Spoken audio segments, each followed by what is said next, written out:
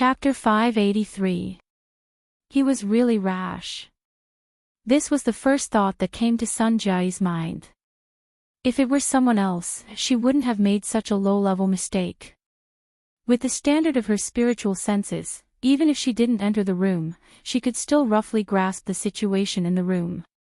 But the problem was that the person she was facing now was an extraordinary genius who had just come up with the cage theory and guided 1,500 ability users and extraordinaries to battle for 300 rounds in the Abyss region. It was this genius who stated that the majority of mental senses were a conflict between violating and being violated. The winner would take it all, and the loser would die. No matter how much self-confidence Sun Jia had, she could only be a violated character in a wrestling match on the mental plane. That was if Luo Nan was interested in her. Sun Jia had never thought of investigating the situation inside the private room. Otherwise, she would only be asking to be humiliated. But Luo Nan, who always had a good reputation, actually did this sort of action. It was really unexpected. Fortunately, Sun Jia had been on the battlefield for a long time and had the ability to deal with it. Her expression didn't change at all. It was as if she was watching a very normal scene. She continued to speak according to the predetermined sentence. Mr. Luo, young master He, are the dishes today to your liking? He Donglu more or less knew a bit about Sun Jia's background. He chuckled and said, not bad, not bad. Especially the appetizer at the front. It's quite creative. Sun Jia's spiritual senses were useless, but the method of observing people that she had trained for many years was still effective. She could roughly judge the current mental state of the three people in the private room. The one who didn't care the most was He Donglu. The one who didn't need to pay attention to the most was Shi Wei. As for the most important one, well, he felt that it was a bit more complicated.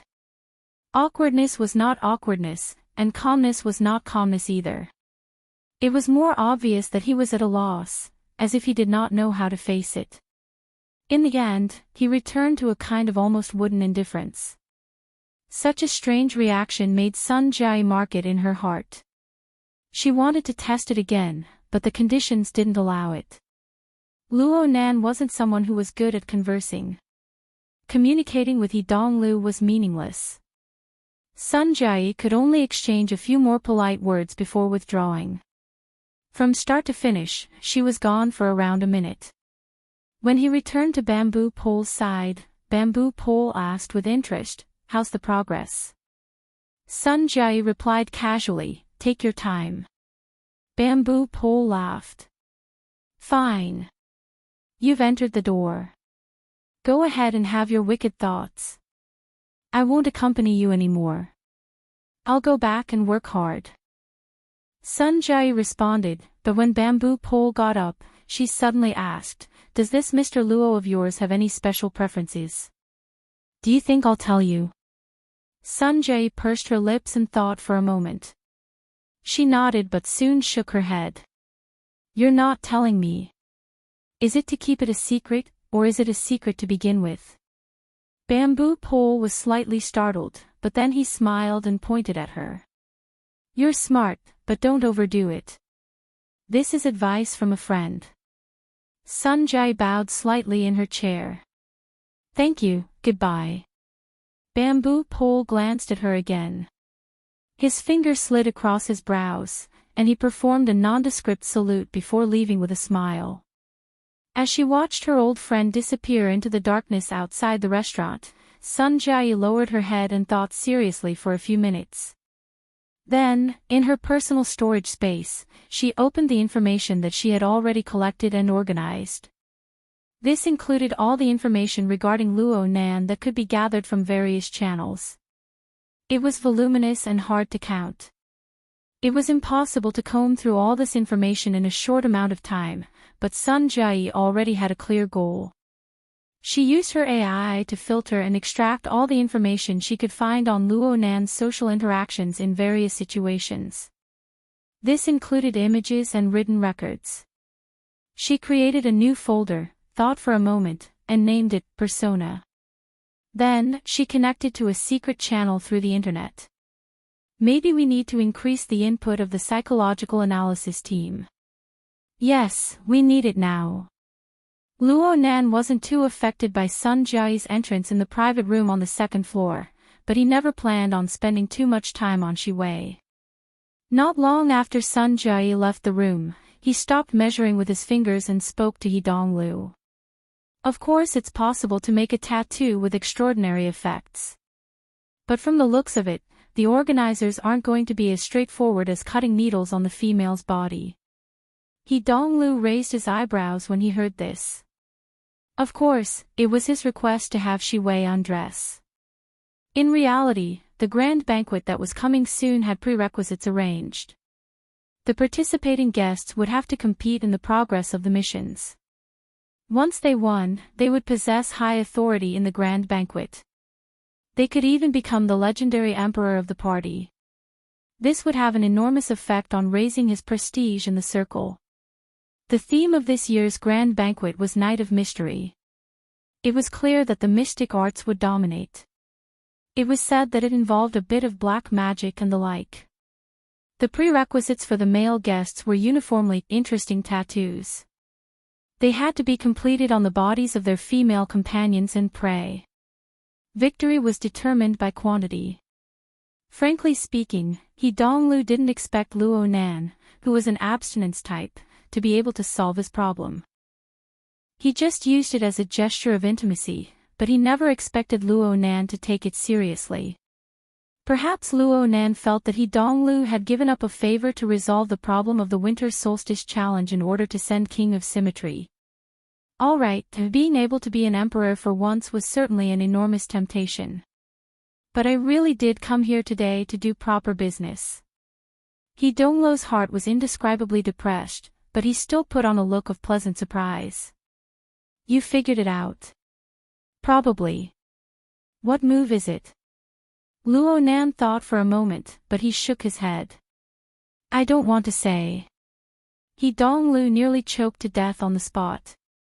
He swallowed the dry air in his throat with great difficulty. He forced a smile and said, isn't it a bit too early to ponder over the competition for the mission? I'm not interested in the so-called mission. Luo Nan just felt that the organizers of the grand banquet had no lower limits in their thinking. He didn't want to dirty his mouth with those words, so he gave a simple explanation and didn't say anything else. I'll strangle you to death. Okay, I don't even believe it myself. He Donglu choked twice in a row. He wanted to get a bit angry, but when he looked at Luo Nan's wooden and childish face, it was hard for him to make excessive guesses. He could only console himself. Forget it. In any case, this is just the warm-up phase. There will certainly be further explanations in the future. With my resources, even if I can't compare to you professionals, it'll be fine if I put in a bit more effort. He Donglu glanced at the hot plate that had yet to be cut. He forcefully suppressed the emotions in his heart. Just like the main dish that had yet to be served, the theme of tonight's banquet had yet to be truly spoken. If he were to lose his young master's temper at this time, he would be whipped to death by his old man later. Originally, he wanted to wait until they tasted the main dish before entering the topic, but now he had to do it ahead of time. He Donglu grinned and warmed up his facial muscles. Then he immediately took out an exaggerated tone. Professionals. You can't help but admire them. Especially people like you. Just now on the first floor, I've gained new knowledge. It's truly incredible. What's incredible?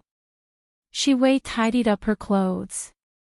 Her face was smiling like a flower. She was familiar with the venue. She was a very good partner, so she took out her curiosity and inquired at the right time. He Donglu asked curiously, you didn't see? Oh, you went to take care of that little Barbie. That's truly a pity. You don't know this, but when Brother Luo entered the hall on the first floor, at least a third of the people stood up in a hubbub. They all called him Teacher Luo. How could it be like this? Shi Wei's professional acting skills allowed her astonished and amazed posture to be on point. He said, efficiency. It depends on efficiency. Especially when it comes to your research. It's like the difference between a public laboratory and a private laboratory. If you share a piece of equipment with someone, you have to arrange the time and take turns. Isn't that inconvenient? Plus, the branch's resources are within the framework of headquarters. The two sides don't have a good relationship right now. It's hard to avoid restraining each other. It's hard to guarantee the privacy of some projects. But if you have a private laboratory.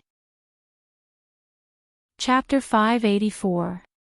The jeep crushed through the night, speeding along the high-speed magnetic rails on the outskirts of Xiao City. Clara was silent the entire way. She was also in a daze the entire way. She only came back to her senses a bit when she saw that they were about to meet the splendid lights of the city. This was due to Bai Yu's message reminding her. Where are we? Don't turn around. It's freezing me to death. Bai Yu's message was followed by an emoticon of teeth chattering and shivering inside an ice cube. Clara couldn't help pursing her lips into a smile. She looked at the night outside and used the virtual keyboard to reply, "We've already entered the rooftop area." The virtual keyboard's luminous effect flickered in the back seat. The little girl always loved to design a few gorgeous colors. She usually felt that they were quite gorgeous, but when she saw the slender figure and the calm and serious face of her peer under the gaudy colorful lights, Clara suddenly felt that the spacious back seat of the car had become cramped. The complicated emotions she had suppressed with great difficulty in the previous half hour were like the flickering lights in the car. They were completely exposed before the eyes of others. At least that was what Clara believed herself to be. She subconsciously held her breath and turned off the keyboard. She wanted to return to her previous state of silence. The person next to her seemed to turn his head to glance at her. It also seemed that he didn't, but Clara felt her entire body become sensitive. Her slightly curled long hair touched the exposed nape of her neck. It was clearly a bit damp. The 20-minute car ride had yet to dry the humidity of the villa's hot spring. It was just like the weeds in her mind.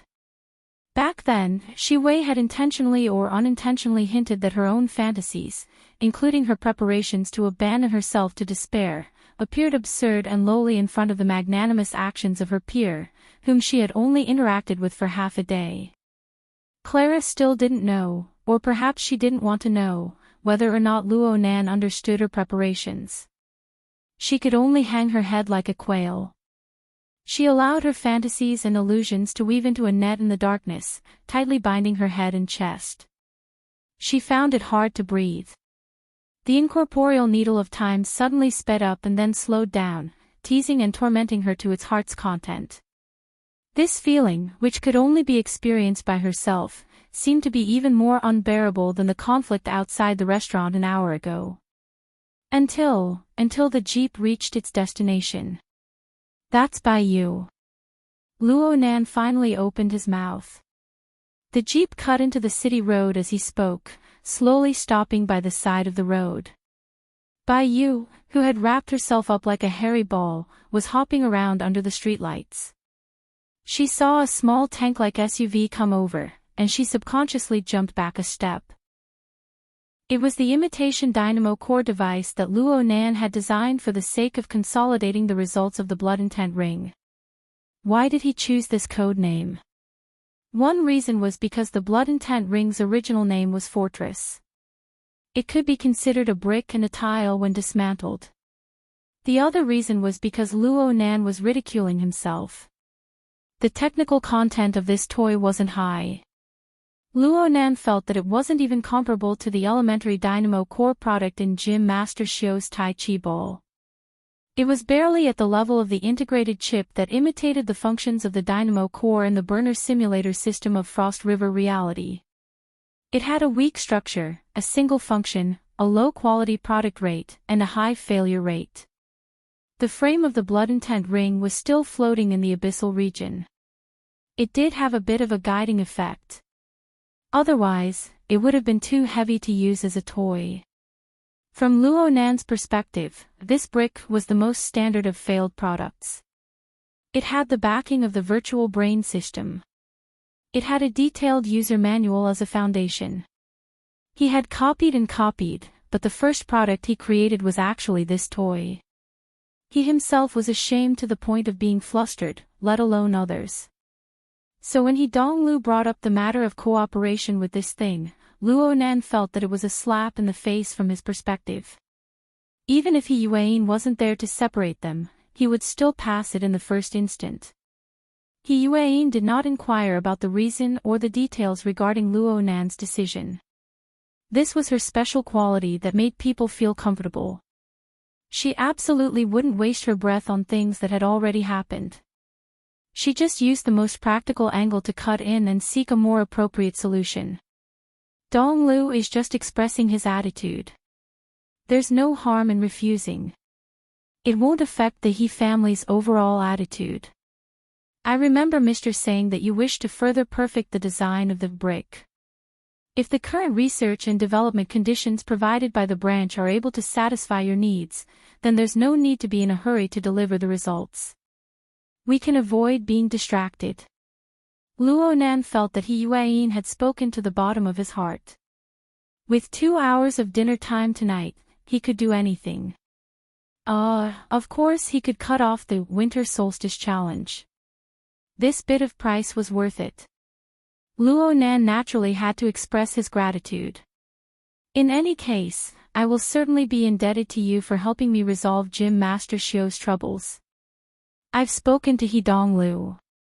Sister Yuan, you might as well help me pass on the message. Luo Nan's words actually contained the meaning of, I only recognize you from the He family. It could be considered a small gesture of support. But Yuan just replied, Donglu only needs to say it once. Besides, this is what the He family should do. Chapter 585. It was already 9:45 p.m. by the time Luo Nan walked into the house. The clear sound of the zither passed through the door and entered his ears before he even entered the door. The subtle sound of him opening the door was also completely drowned out by the bright and lively sound of the strings being plucked. It was to the extent that in the living room, besides Rui Wen, who was sitting in a standard posture on the piano stool facing the door, no one else noticed his arrival. A family concert. Even though Luo Nan's mood couldn't be considered all that great, he still relaxed a bit. He quietly changed his shoes in the entrance hall and walked into the warm living room. Right now the entire family was gathered around the sofa in the living room, aside from Luo Nan who had just returned. His uncle and aunt sat on the main sofa, shoulder to shoulder, with their backs against the door. Only the back of their heads was exposed. Mo Ping sat on his aunt's side. He rested an arm on the armrest and swayed back and forth, but his body was sprawled on the carpet. He was very comfortable. But in terms of comfort, it still belonged to Amoya, who occupied one side of the sofa and the chaise lounge. This sister didn't have a proper posture when lying down. She didn't have a proper posture when sitting. Her slender waist rested on the armrest. Her long legs were half bent and half straight. She was so idle that it made one's hair stand on end. Yet she still held the guitar. Her fingers and the plectrum plucked the guitar strings back and forth. She was as agile and dazzling as ever. This song was adapted from a classic rock song. Moya had returned to her old profession and was in charge of the melody. Luo Nan listened to this part. The interludes and gorgeous polyphonic interpretation, and even the finger-picking techniques were used. The rich timbre and improvisational variations perfectly verified the high validity of the nickname, Finger Palace. Compared to Moya, Rui Wen sat upright under the cover of Moya's gorgeous melody. Not only was her posture much more rigid, she mostly strummed the strings, and she occasionally broke down the chords back and forth. She also appeared much simpler. However, the metal strings beneath her fingers vibrated slightly. The resonant amplification of the single-panel box allowed the deep and penetrating timbre to be divined out. This was probably the best standard that the mid-range practice guitar in her hands could achieve. What was even more beautiful was the precise control. It could be said that she had firmly grasped Emoya's nearly casual and colorful rhythm. So much so that Luo Nan was nearly unable to distinguish whether the rhythm carried the melody, or whether the melody carried the rhythm. The song was quite simple, but it was almost perfect for two guitars. At the end of the song, before Emoya could comment, Mo Peng was already cheering loudly and praising, Rui Wen's rhythm is unparalleled.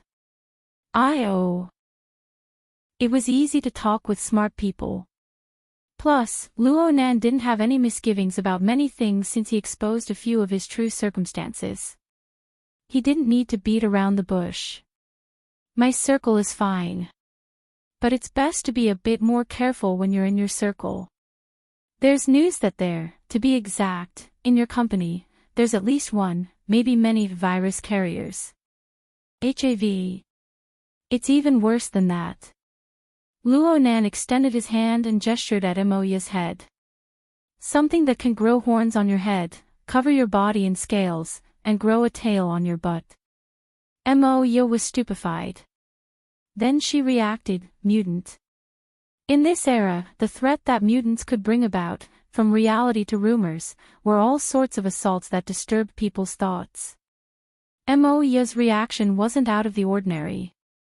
Luo Nan recalled the information he had just obtained from the branch's data. He felt that it was useless to talk about these things too much. It was most important to let Emoya clearly understand where the source of danger was. Your company has already confirmed that the infected and carrier is Ji Qiong. Of course, she's already under control. There's also a suspected case right now. We're currently tracking and controlling it. Yeah. It's that excellent idol, Lon Lin. Ji Qiong. Lon Lin. Emoya pondered for a moment. A smile rippled from the corner of her lips. I have a rough idea. It seems that this virus is transmitted through sexual channels. Couldn't women be a bit more reserved these days? Luo Nan choked for a moment. He was a bit speechless towards Emoya's sensitivity, but he still had to say what needed to be said. It's basically like this. But we can't eliminate the possibility of other routes of transmission. I'm mainly worried about your band. They don't pay attention to their private lives. According to our intelligence, Electro-Harpies has been quite active recently. You're too close to them. You must be careful. It's best if you rest for a while. TSK. Your circle is quite professional when it comes to intelligence. It doesn't seem like you're messing around. You guys are the ones who are messing around. I don't deny it. Emoya spoke casually. She naturally straightened her toes and did a sideways stretch. It was quite normal, but her current attire and posture made the corners of Luo Nan's eyes twitch. Hey, I'm being serious. I'm being very serious too. You want me to be careful and keep my distance. You want me to call for help if I encounter any problems. I want to be a bit less active recently. Isn't that all? Also, do a body check. Luo Nan sent an address to Emoya. Make a trip here. Investigate the risks, just in case. You've thought quite thoroughly. A scholar who hasn't seen for 3 days has a whole new level of respect for you. Emoya returned to her cross-legged sitting position. Her body leaned forward slightly. Then how did you think about the matter with Rui Wen? Chapter 586. Luo Nan came out from Emoya's room. His eyebrows were locked. He had originally come to warn Emoya. He never thought that he would end up with a head full of thoughts. He understood Emoya's intentions. This sister saw Rui Wen's talent in music and wanted to bring this little girl into the profession. Luo Nan had to admit that Emoya had a good eye. The essence of music was organized sounds. Any sound could be summed up as the vibration of an object. And Ruo Wen's body and soul were mixed together. Inside and outside were one. This was the highest form of vibration that Luo Nan could currently recognize. This realm of using simplicity to control complexity was indeed a talent that no one could reach when used in the path of music. The technical discussion could be discussed later. Luo Nan was thinking that rather than letting Ruo Wen painstakingly catch up to her peers and forcefully assimilate into normal society, it would be better to display her strong points and put on a layer of disguise in the normal world. Ruo Wen was still young. He could wait and let her decide for herself. But he thought a bit more. With Ruo Wen's temperament, she might not be able to express her thoughts clearly even if she had them. Preparing for a rainy day wasn't wrong. Luo Nan thought too much. His mind was a bit muddled. Legally, Mo Hai Heng and Luo Shuqing were Ruo Wen's guardians. But in reality, Luo Nan was the one who truly needed to bear the responsibility. Any decision he made could affect Ruo Wen's entire life. This was real pressure, and there was no outlet for it. Perhaps only by watching Ruo Wen slowly form her ideal appearance would he have the chance to breathe a sigh of relief. Luo Nan walked toward his own room. He had just taken 2 steps when he subconsciously turned his head. He saw that the door to the small room on the west side of the second floor was closed. He hesitated for a moment, but he still walked over. He hesitated in front of the door for half a second. In the end, he decided not to be hypocritical. He skipped the process of knocking on the door and pushed it open to enter. This was Ruo Wen's room. The room wasn't large, but it was decorated with care. It was mainly a warm and simple beige color, probably to neutralize Ruo Wen's cold colors. This was the handiwork of his aunt and Moya. There was no one in the room right now, but Luo Nan didn't find it strange. He continued to walk inside. The biggest reason he chose this room for Ruo Wen was that there was a small, open balcony on the west side of the second floor. Ruo Wen was on the balcony right now. Luo Nan entered the balcony. The first thing he saw wasn't Ruo Wen, but Ink, the enormous bald crow. It hooked its claws on the edge of the balcony railing and spread its wings, making a rustling sound. It had been a long time since this guy took medicine, but under the nourishment of the closed production line, its body grew larger and larger. Its claws and wings were powerful, and its feathers were glowing. If it wasn't for its short and blunt beak, people would believe that it was an eagle when it spread its wings and flew. Yes, this small balcony of about 4 to 5 square meters was Ink's new residence, and it was the most convenient place for Ruo Wen to hook up with it. Beyond Ink's half-spread wings, a crescent moon hung in the western horizon, casting down dim light that decorated this dark domain. Looking further down, he saw Ruo Wen. Under Ink's wings, the girl leaned against the railing of the balcony and sat on the ground with her legs bent.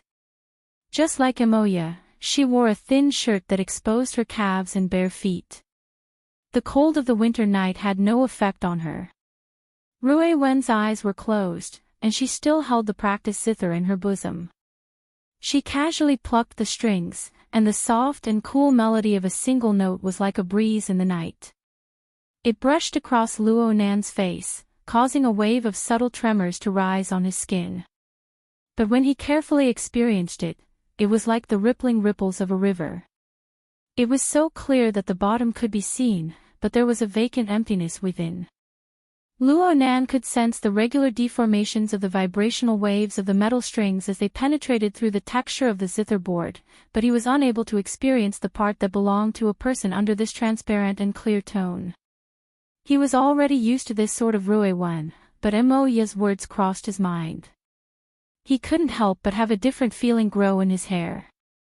The balcony was very small. It could only fit Ruo Wen by herself. Luo Nan didn't move forward. He stopped at the junction between the room and the balcony, and he half knelt in front of Ruo Wen. Ruo Wen must have felt Luo Nan approaching her, for she opened her eyes. Her deep and serene pupils were bottomless, and he couldn't see the emotions that a normal person should have. It was just like the sound of the zither flowing under her fingers. Luo Nan was a bit dazed when he saw these eyes. Right now Rui Wen was like the silent curtain of night outside the balcony. She was perfect like a painting, but she had completely blended into the background. There wasn't a single vivid focus. Her thoughts, hobbies, inclinations, ideals, and even her selfish desires were all buried beneath these dark pupils. Or perhaps there was simply nothing beneath them. What could be assembled from 3 or 4 years of memories? Not even a bit of it was forgotten? Jack. The underground fighting arena. The laboratory. Death. Luo Nan didn't want to think any deeper. The matter was far from being as simple as it was when he first made his decision. Perhaps Rui Wen's way of surviving in society had never been a difficult problem. It was how to let her live a high quality of life. Just like all parents hoped, to let their children live freely, happily, and with dignity. She wanted to squeeze out elements that could be used by Luo Nan from the cage theory that Luo Nan had elucidated and put into practice. She wanted to improve her own foundation and seek a new breakthrough. This was the judgment of Her Majesty Empress Wu. There was a 70 to 80% chance that it was true. For an extraordinary to cast aside his pride, there really weren't many people in this world who could do anything to him. Ghost Eye stayed in Xia City as he wished. In the outer seas, he trained with Luo Nan in the lagoon every night. No matter what his intentions were, Luo Nan needed a sparring partner like this. He needed it more than anyone could imagine. Luo Nan didn't immediately step forward to meet Ghost Eye's provocation. Instead, he calibrated his position and locked onto the depths of this chaotic storm zone. There was another target drifting erratically, and he poured the strength of his mind into it. A rigid barrier towered in an instant, and the impact of the storm was greatly reduced. Luo Nan entered the fortress constructed by the configuration of the Ring of Blood Intent. This structure was still simple and crude. It was the standard big, stupid, and thick. Compared to Ghost Eye's extraordinary domain that spanned across the storm, it was quite lacking. But it was this kind of structure that formed the necessary foundation for Luo Nan's assault on the lagoon region. It was like a ship. It could carry a crew, and it could travel amidst the howling winds and huge waves. As Luo Nan's telepathy entered the fortress, the 100 or so telepathic thoughts that had been rather quiet within the area surrounding the fortress quickly became restless. The corresponding information was sprinkled to every corner of Xia City through the psychic wave network and a few other channels. In the blink of an eye, telepathic thoughts gathered one after another from every region of Xia City. Most of them were transferred through the psychic wave network. There were also a few who came through the bracelet that Luo Nan had distributed 2 days ago. In any case, the number of telepathic thoughts that came from different people within the fortress broke through the 500 mark in a short dozen seconds. This was pretty much the total number of ability users who could enter the fortress through the configuration of the Ring of Blood Intent after lesson number 14. Due to the pressure of the lagoon region storm and the limitations of the extremely simple configuration, a considerable portion of ability users had their consciousness in a half-muddled state after entering the fortress. It was very difficult for them to communicate with others. They only retained their basic perception abilities. Only a few B-rank mental users, such as Gao Meng and Bamboo Pole, could maintain the flow of telepathic thoughts to communicate.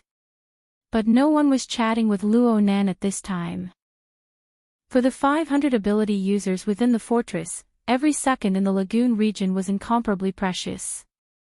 And Luo Nan and Ghost Eye's attack drill was a carnival that belonged only to them. That's right. This was a carnival. Luo Nan borrowed the strength of the fortress to blast Ghost Eye with his first shot. He pushed against the energy turbulence of the lagoon region, transmitting the destructive shock several dozen kilometers away. Chapter 587. The revelry didn't last too long. Approximately 30 minutes later, the supernatural attack from Ghost Eye above the abyss region was like the receding tide of seawater. It receded layer by layer until it was far beyond the limits of human perception. At the same time, Luo Nan, who was leading the operation of the fort, had his spirited aura vanish into the void. It was indistinct and undetectable. The evening demonstration ended here. Some of the ability users within the fort withdrew their consciousnesses. Some wanted to stay for a while longer. It was fine even if they just wanted to experience the feeling of the abyss region. As for the latter, they only needed around 100 people to barely support the fort. If they had less than this number, they could only go back to their homes and find their own mothers. Speaking of which, the standard of 100 people was nothing.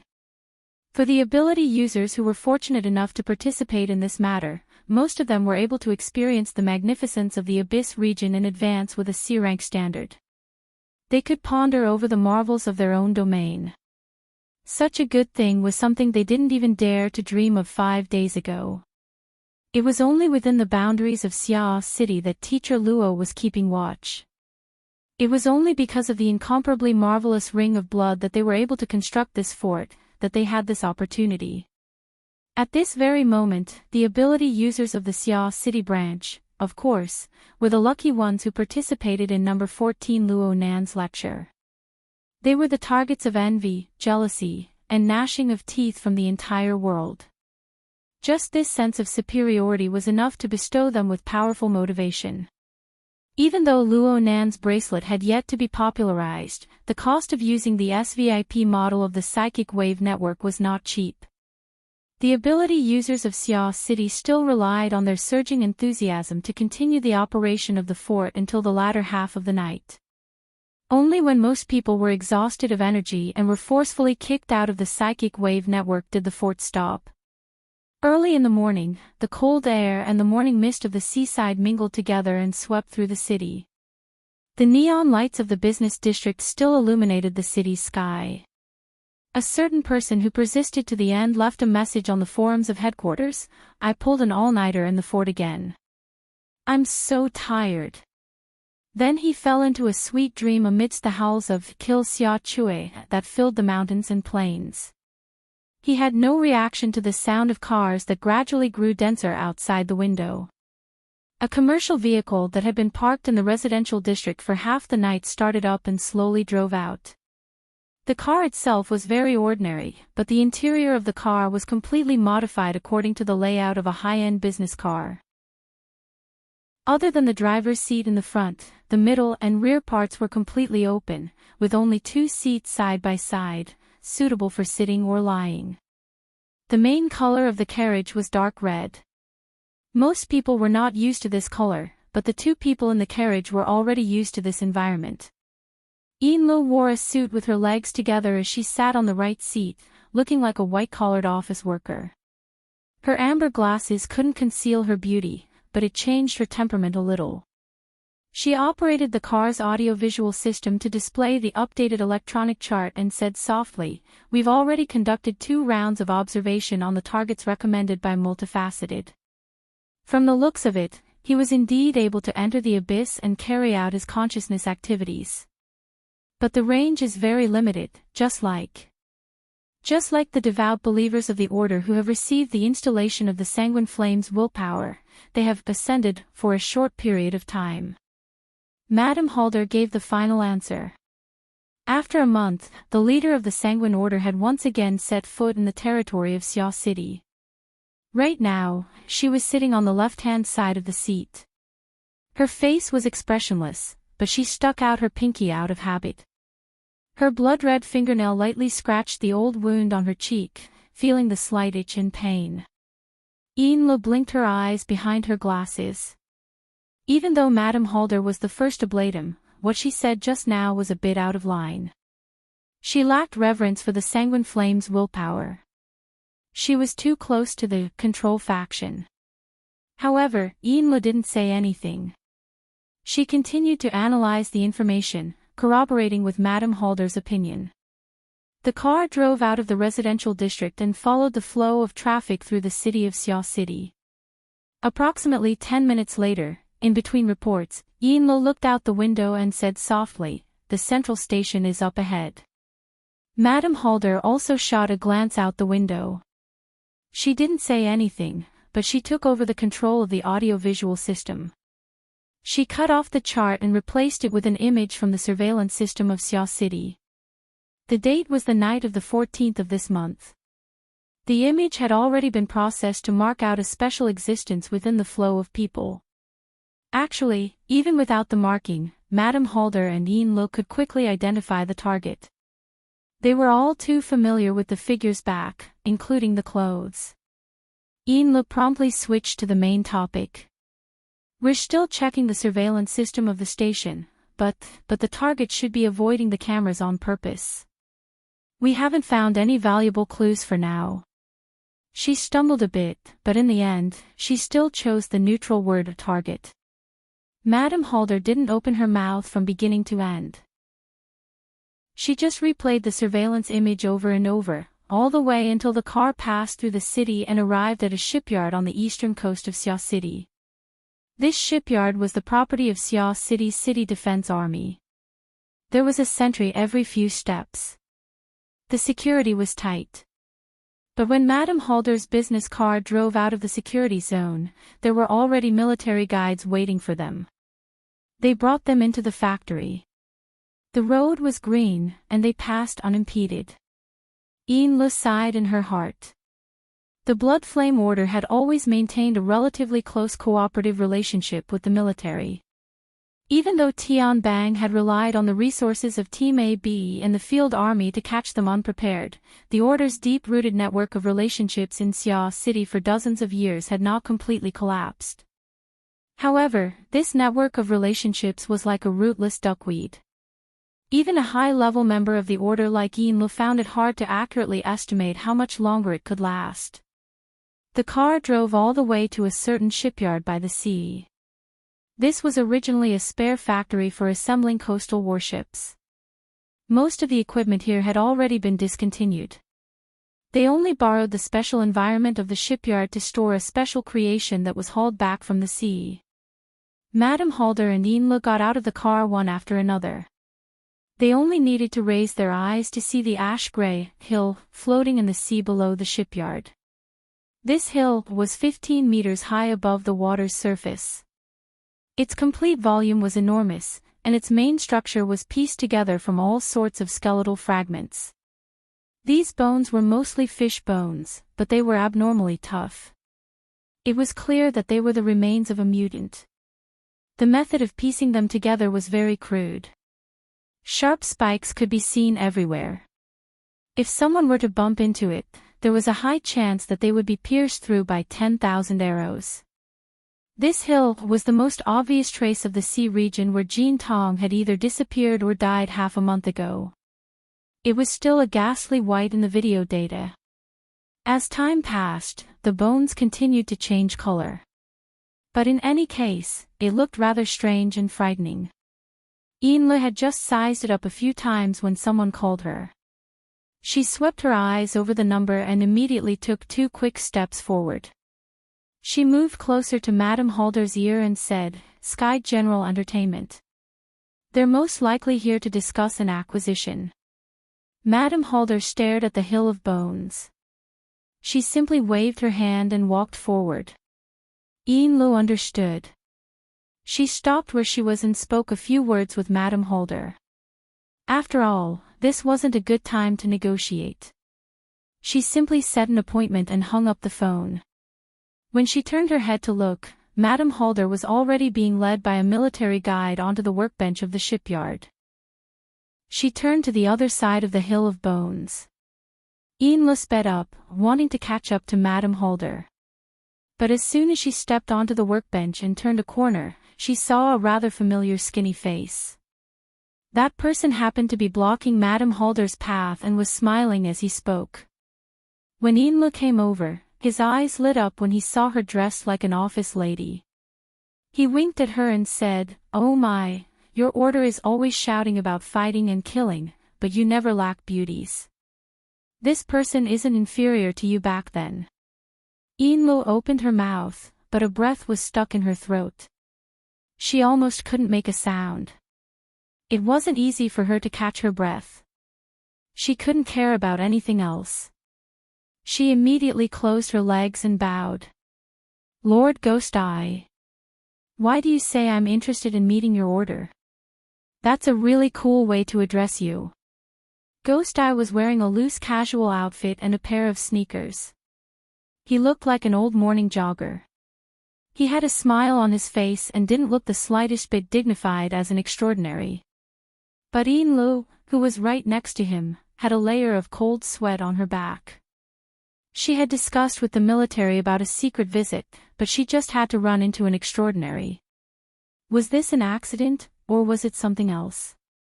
Compared to the uncouth Ghost Eye, Madame Halder was wearing a light gray retro windbreaker, a pair of goatskin gloves, and a silk scarf around her neck.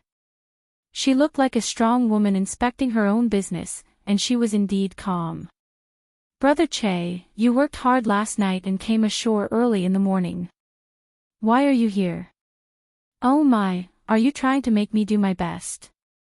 Ghost Eye was still as uncouth as ever. He laughed and said, I'm just joking. I'm just joking. Actually, I've been restraining myself lately.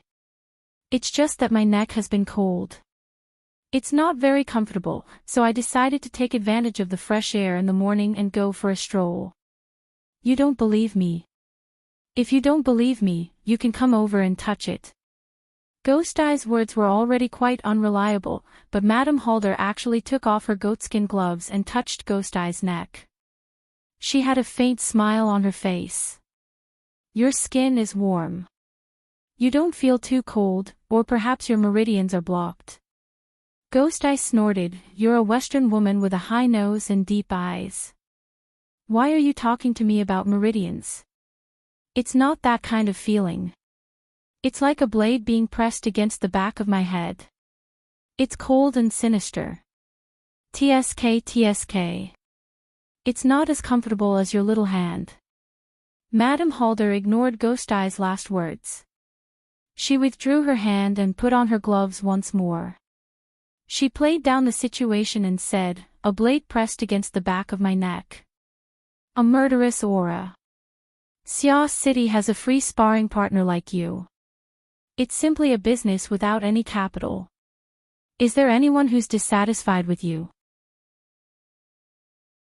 Chapter 588. Madame Halder and Ghost Eye sat on the workbench in the shipyard.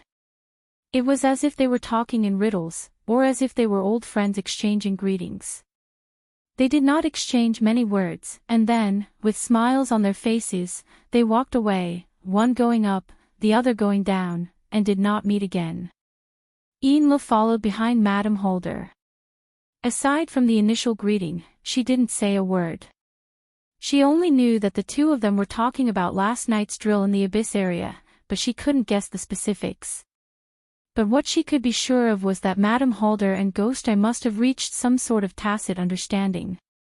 Otherwise, why would they have to create a coincidental encounter in this military base for others to see when and where they could talk about such gossip? Yinlu lowered her eyes. A month ago, she was only one of the 2 deputy officiants in the order. But now that the traitor, Ren Hong, was dead, she was undoubtedly the first in line to inherit the position of officiant. Her position in the order had risen to an unprecedented height. But when did Madame Halder and Ghost Eye get in touch? The two of them had such a close friendship, but no matter what kind of difficult situation they were in, Madame Halder never revealed anything. Why was that? Yinlu had a subtle feeling in her heart, but no matter what, the benefits were immediate. No matter how dire the blood flame order was, having an extraordinaire appear and communicate with them in a friendly manner was an excellent card to play. The guiding personnel of the military were dumbfounded at this moment. To him, this was undoubtedly a very important piece of information. And when this information was sent to the military decision-makers, it would probably boost the blood flame order, which was currently in a rather passive position in D City. Yinlu pondered over this in her heart, but since Madame Halder didn't say anything, she couldn't ask. A minute later, Ghost Eye, who had finished circling around the white bone mound, did not even say goodbye and just left. She finally calmed down and carefully observed the white bone hill that was right in front of her. In fact, the higher-ups of the Blood Flame Order had already analyzed the white bone mound from all sorts of images and information. This time, they were seeing the real thing in person to verify their previous analysis. Inla soon confirmed that 99% of the White Bone Hill structure was based on the Blood Soul Temple. As for the remaining 10%, it was just a deviation caused by the impact of the energy. Most importantly, even though it had been half a month, he could still vaguely feel the special spiritual waves radiating from it. Outsiders wouldn't be able to guess, but as the deputy officiant, Inla could tell at a glance that during the process of shaping the White Bone Hill, there had been an astonishing energy exchange. Within the church, this energy exchange was also called blood sacrifice. How could such a thing and such a form appear in the sea where Jin Tong disappeared or died? Could it be that it was really as some people had guessed, that the one who had already died in battle at the Aurora Cloud capital had revived using a secret technique? Inla did not voice out such a taboo guess. She remained silent until Mrs. Halder signaled for them to leave. Under the more cautious and respectful welcome of the military guides, the two of them got back into the MPV and drove out of the factory. In the car, Madame Halder had been resting with her eyes closed, or perhaps she was deep in thought. Only when they reached the highway did she open her eyes and speak. Luo Nan wants to kill someone. Yin Lo was suddenly stupefied. Her thoughts had been swaying between the White Bone Hill and Ghost Eye. She hadn't thought of Teacher Luo, whose name had already shaken the world even though he hadn't reached adulthood. She was a bit stupefied for a time. Luckily, she quickly came to her senses. Madame Halder and Ghosta had mentioned the drill in the Abyss region earlier. Luo Nan was the core character. But the matter of killing someone. Madam, who do you think Luo Nan wants to kill? Madame Halder took off her kid leather gloves and placed them on the armrest of her seat. Her right hand, which had just caressed the back of Ghost Eye's neck, opened and closed twice. She spoke a few seconds later. According to Ghost Eye's explanation, Luo Nan is using the drill and name to familiarize himself with the attack patterns of the Abyss region. In reality, he's using Ghost Eye as a simulated target. Since he's using Ghost Eye as a simulated target, it's very likely that the target is a mental type extraordinary. Yin Lo was speechless. She said after a while, even if he's practiced 100 or 1,000 times, he'll still kill extraordinaries as he pleases. Her voice suddenly cut off. Yin Lo thought of Jin Tong at this moment. Madame Halder's gaze stared at her own right hand. She muttered, Ghosta means that he can faintly sense a certain hidden threat. Perhaps that threat is Luo Nan's trump card in beheading Jin Tong. But Jin Tong is a fleshly type after all. It's very hard to completely imitate his previous experience. That's why he needs Ghost Eye as a live target. There are only 30 or 40 mental type extraordinaries under the heavens. Who could it be? Inla didn't speak. She was still digesting Halder's judgment. Even though the logic was complete, it was still very hard for her to completely agree with it. Madame Halder didn't dwell too much on this matter. She most likely wanted to gather more information before making a judgment. However, she made a decision. Notify Sky General Entertainment. Let's shelve the negotiations over Mingtang Culture's acquisition. Madam. The difficulties faced by the church after the relocation of their foundation had far exceeded their worst expectations. It had to be said that T-City was an important city in the Pacific Ocean. Although it was far away from the major economic circles and was isolated overseas, it and Chan City were like horns to each other. They faced each other from a distance and just so happened to be two important strategic strongholds protecting the deep blue world. It was also one of the core offices of the current world government. The strategic location was admittedly good, but it was also a place where wind, clouds, dragons, and tigers converged. The government, the military, the capital, and the powers of the inner world intersected.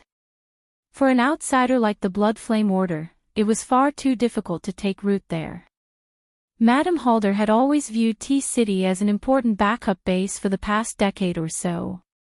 She had transferred many industries there and had a legal and reliable identity. But this could only guarantee their ability to survive in normal society. In the inner world, where power and foundation were valued, the Blood Flame Order was a secret order. Their foundation of believers was in a half-collapsed state. They were like rootless duckweed. If this was all, they could still immerse themselves in business and slowly plan. But they never expected that at this critical time, Chan City, which was supposed to be the most stable, would stir up trouble. The impact spread to T-City as well. Gradually, there was chaos. Yinlu understood that under these complicated circumstances, Madame Halder had put down the multitudes of affairs in T-City and returned to Xia City. Aside from dealing with the loose ends of moving out of Xia City, there was also a large part of it. Madame Halder saw that the situation in T-City was difficult and hoped to find some external power that she could borrow. Right now, Madame Halder had found Ghost Eye, but this wasn't enough. Several minutes of oppressive silence persisted in the commercial vehicle until news from the outside came in. Yinlu received the latest intelligence from the Pacific Ocean. Calling it intelligence was a bit of a stretch. The news had just been released when it became the most explosive news in the inner world. The Ability User Headquarters and the Order of Justice have put aside their negotiations, but they immediately announced the news of a new plane to the outside world. Confirmed. What's the specific location? Yinlu felt a bit bitter in her mouth. Confirmed, but there's no specific location. We only suspect that it might be a subsidiary plane of the Deep Blue World. Madame Halder was silent. Yinlu paused. In the end, she couldn't help but speak again. T-City is definitely within the exploration radius. According to the official exploration principles, the recruitment of personnel is imperative. There's also the expulsion and counterattack of the mutant species. Madam, our manpower and reserves can't afford to be tossed about. It was said that the two sides were originally preparing to develop it in secret, but during the course of negotiations, such an important secret matter was inexplicably leaked. This sneak attack left both the Ability User Headquarters and the Order of Justice in a rather sorry state. Not only did they have to deal with the inquiries of various powers over the past 2 days, they also had to question the other party's ability to keep secrets and even their most fundamental attitudes. It was said that after the leak, the high-level talks between the two sides had ended on bad terms many times, and now the negotiations had been put on hold indefinitely, but the impact caused was hard to clean up. At first, everyone was a little confused, not sure if it was a fact or a rumor. Later on, even more detailed information was released, and there was even a piece of extremely critical and deadly information such as, the party involved does not have the exact coordinates. At this moment, everyone finally came back to their senses. You two haven't even figured out the situation yet, and you've already scratched each other's faces until they're covered in blood. It would be a waste not to see a joke, and it would be a waste not to take advantage. At that moment, the big and small investors all entered the market. Regardless of whether they could catch any fish or not, they had to muddy the waters first. The turmoil in the global stock market was just one side of it. Xie Junping, who was an outsider, had already taken the opportunity to take a bite out of it. Satisfied, he left to watch the show. But there were even more major forces and individual gamblers who were determined to be addicted to gambling for the rest of their lives. They were eager to get a few more pieces of meat on the Pacific Ocean, in the new dimension whose coordinates had yet to be determined. It's rare to be so free. Chinikuan, who had been diligently performing his duty, still didn't touch a drop of alcohol tonight, but he couldn't help but sigh at this moment. It must be said that Xia City had been in a state of chaos since the end of September. People from all walks of life rushed in and out of the city. They set up a stage to sing an opera. They tossed and turned with all their might. Now, the tables had turned. Whether it was headquarters or the order of justice, they had both fallen head first into the maelstrom. From the perspective of the people of the Sia City branch, such a situation was truly like a cold drink in the summer and a hot pot in the winter. It was a comfortable and uncomfortable situation. He reached for the ice water in front of him. At this moment, Cat Eyes, who was temporarily acting as the bartender, called out from behind the counter. "Jerry!" With a whoosh, a fat brown figure leaped through the gap between Chin-Ikuan's arm and the counter. It came to a screeching halt when it reached Cat Eyes. It stopped right in front of a cup of fruit juice that had just been concocted. It was a muskrat. Its iconic long tail was swinging on the table. Its tail was nearly 20 centimeters long. It was taller than the cup when it squatted normally. Since its head was small and its body was large, and there was no clear dividing line between the two, it looked quite fat. But among its kind, this size was still considered underage. It was already very close to Xie Junping and Xie Junping. Xie Junping was especially startled by it. But when Xie Junping turned his head and saw the big fat fellow in front of him, not only was he not annoyed, he laughed out loud instead. "See? I told you that this little fellow isn't an ordinary creature. I was screwed over by it back then." As he spoke, he reached out to touch it. However, the muskrat, who had been named Jerry, still maintained an extremely high level of vigilance. It twisted its body and circled to the other side of the cup. It even revealed its sharp incisors at Xie Junping. TCH, narrow-minded. Xie Junping still wanted to tease this little fellow, but Cat Eyes had already given him an order. "Send it to your mother." As Cat Eyes spoke, she gestured with her hands and pointed at the end of the counter where Rui Wen was sitting silently by herself. Jerry's flat head twisted back and forth twice, and its tail swung along with it. In the end, it actually lowered its body.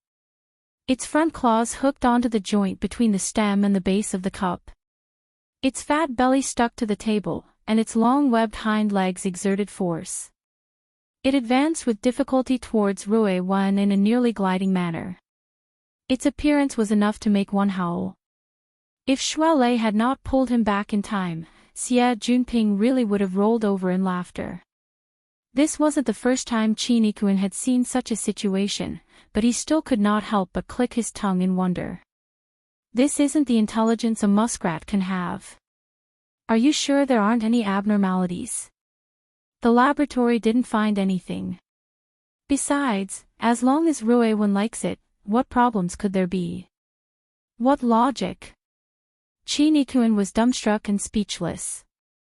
The feeling faction and the reasoning faction couldn't be said together no matter what.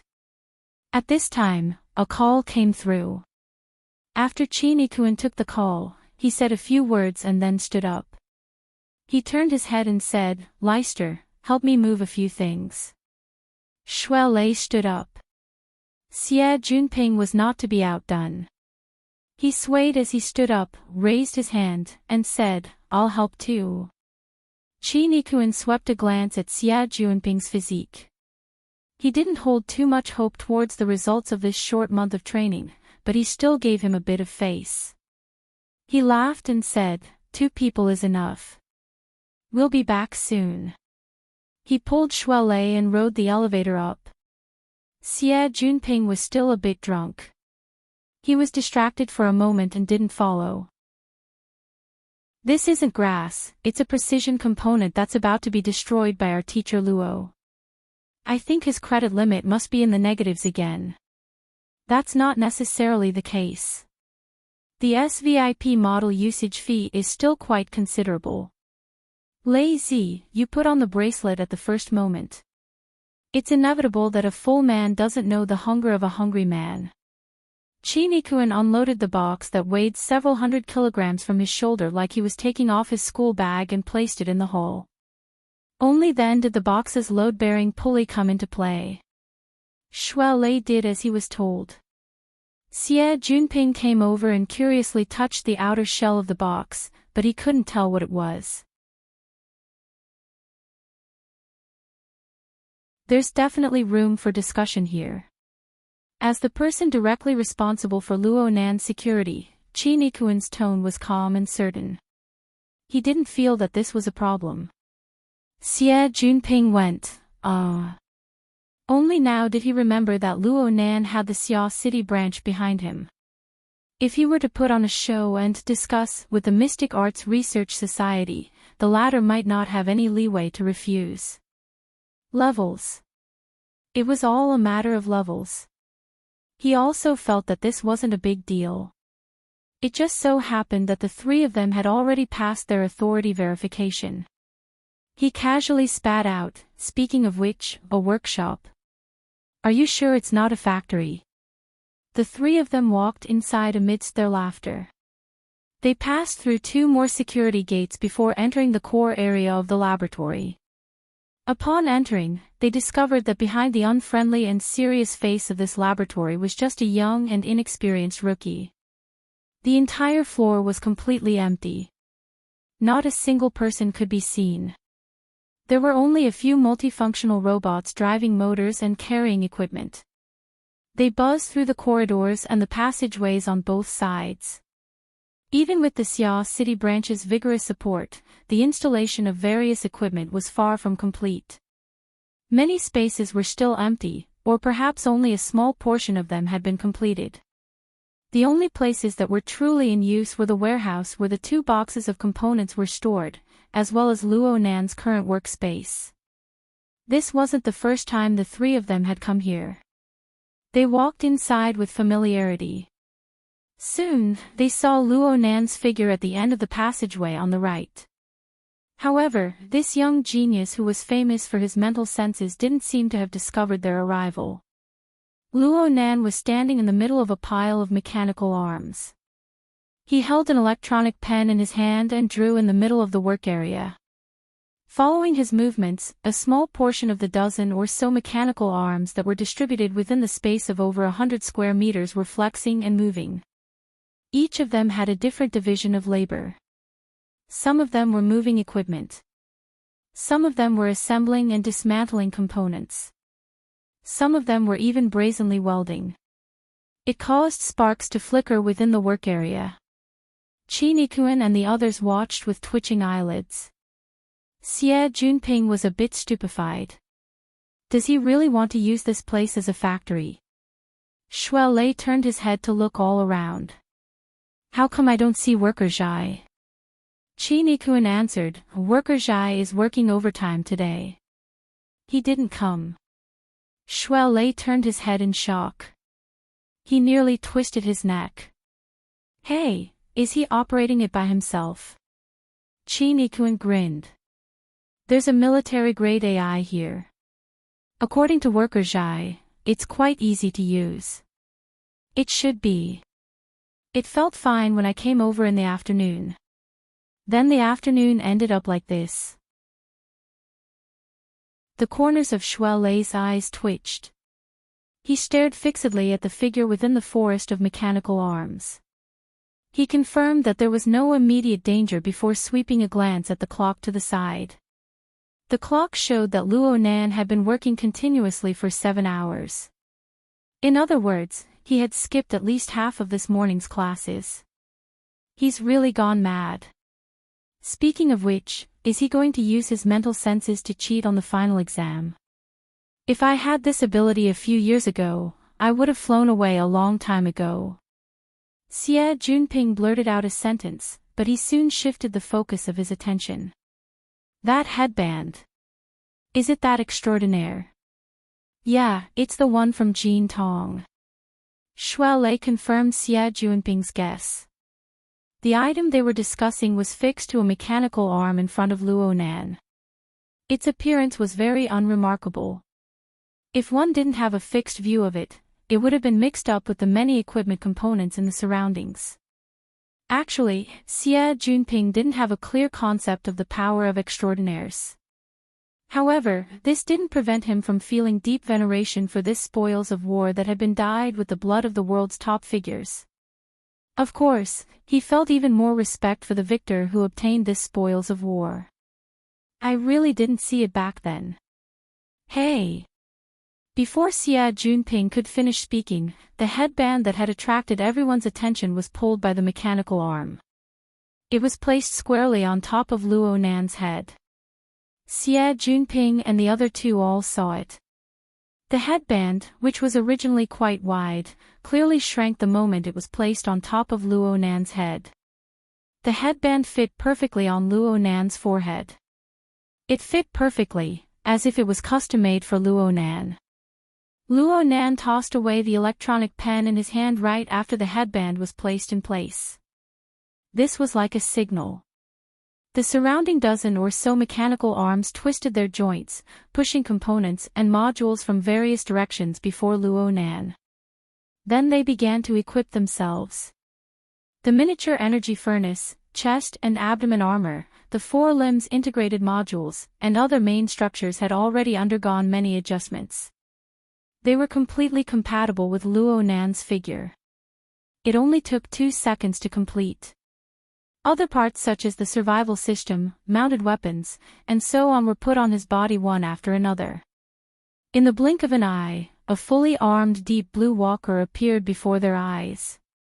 TSK. It's like watching a movie. A remake of Iron Man. It looks like it, right? It's just that its color is a bit plain, and it's on the skinny side. Compared to the relaxed attitudes of the 2 youngsters, Chinikuan, who was a professional, saw things a bit more. Strictly speaking, this exoskeleton equipment was slimmer than the standard version. Luo Nan should have removed a portion of the mounted equipment and even some parts of the armor. No matter what his goal was, this sort of modification was far too daring for a highly integrated and relatively mature combat platform. In actual combat. Before he could finish his thought, a buzzing vibrating sound rang within the workshop. This was the sign of the miniature energy furnace starting to heat up. The engine's power was rapidly rising. Hey, test the machine here. The second half of Xie Junping's words were shattered by the explosive sound of an explosion. A gale blew in front of the eyes of the 3 onlookers. The mechanical arms in the work area swayed back and forth. The idle components on the floor and stage were blown into a mess. The 3 of them were able to capture the trajectory of the movement. But by the time they turned their heads, the exoskeleton armor had already come to a stop on the other side of the large room. The wall that had just been painted was behind it. Chapter 591. He didn't. At most, he missed by 10 centimeters. And he even turned around. There was no need to talk about Shuelei's eyesight, but he felt a bit bitter in his mouth. This is the support of the exoskeleton. Luo Nan's displacement process of extreme static, extreme movement, and extreme stillness was too barbaric and direct, even though it was the least pressure. He had already awakened, and he had used the 9 orifices and 6 roots technique to stabilize the foundation of his body. If it were an ordinary person, they would have suffered from cerebral ischemia, internal organs would have been displaced, and tendons would have been fractured. But this kind of barbarity would be the ultimate impact and lethality in actual combat. Xuan pondered to himself. He could barely react to this speed and impact. He wouldn't be killed in an instant, but he would be in a state where he was wide open for 3 rounds at most. No technique would be of any use at that time. He could completely imagine the consequences of falling to the ground.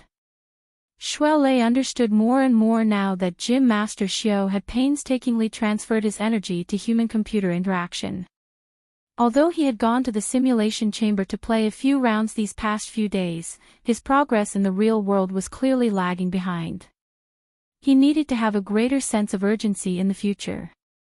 Shuelei felt that the same situation was a spur, but Chinikuan felt that it was more realistic. The exoskeleton emitted a buzzing sound of electricity. It was dense and not noisy. On one hand, it displayed a good body condition. On the other hand, it seemed to have a special mode of action. And at this time, he felt a slight itch on his skin that had yet to dissipate. It was as if he had been struck by static electricity. He looked at Luo Nan's feet. There were no traces of friction at all when he stopped and braked. He immediately understood. Electromagnetic fields. Speaking of which, the Deep Blue platform already has such a mature application. He had teamed up with God for some time. He had seen maglev before, but he had never seen Luo Nan spin through the void like this. There was not a single trace of smoke and fire in the microcontrol effect. Luo Nan was certainly inferior to a professional soldier in terms of operating skills. This kind of effect was reflected in the transmission or control system. The two professionals each had their own thoughts. Xie Junping, an amateur, only looked at appearances. He saw that the outer layer of Luo Nan's body seemed to have a layer of flickering electricity circulating around it. He heard Qin Ikuan mention electromagnetic fields. He immediately thought of the information he had heard from Shui Lei and the others these past few days. He slapped his thigh. Releasing magnetism and discharging electricity. Could it be Jin Tong's unique skill? Is this headband hiding that secret manual? Xie Junping's idea came out of nowhere, but it was just right. Shui Lei and Qin Ikuan were both stupefied to the side. Suddenly, they had the feeling of realization that something like this was possible. Speaking of which, Luo Nan had brought out quite a few things during this period of time. The cage theory could be said to be a consistent accumulation, but the many days of debugging and remodeling high-precision equipment allowed him to have a nose and eyes. Luo Nan had the mysterious flavor of an omnipotent capable person. Of course, Xie Junping was just making a wild guess, but it was also true. Only now did Luo Nan notice the three of them coming over. He stopped the experiment, took off the helmet, and walked over step by step, still wearing the headband. Although Xie Junping was a typical second-generation rich kid, he had very few opportunities to come into close contact with Deep Blue walkers. He immediately stepped forward, rubbed, and satisfied his craving. At the same time, he didn't forget to verify the hole in his brain, Nanster, inside this headband. Luo Nan smiled at Xie Junping. He actually admitted it directly. It's more or less a reference to Jin Tong's model. It's an extraordinary power of electromagnetism. It's also the most universal ability that can be grasped at this stage. Hey, there's really something inside. It's yet to be excavated. Luo Nan used his fingertips to tap the headband, emitting muffled popping sounds. This attracted the gazes of the three to focus on the headband. But then he sighed. It's a pity that I can't use this mode for too long with the current strength of my fleshly body. Don't even think about using it in actual combat. I can only use it as a weight-bearing exercise. I can also use it as an experimental machine to verify a few ideas. It's already very strong, okay. Shui Lei had a relatively good understanding of the strength of Luo Nan's body. Even if I can't use that mode just now as my normal state, the short burst of a few dozen seconds is still extremely terrifying. If I'm paired with a blade, I'm dead for sure. Luo Nan still shook his head. If I'm up against an extraordinary, my speed still won't be able to display any advantage. If I were to face them head-on, not to mention anything else, just Jin Tong would be able to shatter both the machine and the person. I'm dead for sure. Shui Lei couldn't hold back from ridiculing. Who told you to go up against an extraordinary? Have you been training with Ghost Eye for the past 2 days? Shouldn't you be increasing your confidence? Luo Nan laughed and didn't continue this topic. Xie Junping turned to look at Qin Ikuan and asked in a low voice, speaking of which, hasn't he been under a bit of pressure lately? Qin Ikuan could only shake his head. Luo Nan pressed against his ear at this time and received a report from the AI. Oh, the parts have been delivered. Shui Lei grinned. 2 whole boxes, over 1,300 kilograms in weight. You want these toys? Don't tell me you want to verify that headband. Luo Nan knew that this was probably the easiest reason for people to accept. Right now, many people express curiosity towards the various theories he released. They even questioned their origins. Ree, who was far away on the other side of the Pacific Ocean, used this as a breakthrough point to fabricate rumors to disgust him. Luo Nan could obviously ignore this. With his current status, he already had the qualifications to disregard all of this. In all these years, no one had ever asked where Jin Tong's abilities came from. However, being able to give people a basic direction was always a bit better than making random guesses. At the very least, his current remodeling of the Deep Blue platform wasn't wrong in saying this. Luo Nan didn't want to deliberately lie to Shui Lei and his other friends. He didn't give a direct answer. He didn't admit nor deny. After a laugh, he changed the topic. It just so happens that I've run out of materials. With you guys replenishing these, I'll finish the experiments at hand in a spurt of energy. Tonight. Oh, I'll use this weekend as well. Chinny-kun furrowed his brows. You're not going home? Yeah. 2 days might not even be enough. Hey, hold on. Shui Lei actually recalled the contents of Tian Chi's phone call. He repeated the matter of the so-called Mystic Arts Theme Week to Luo Nan in a few words.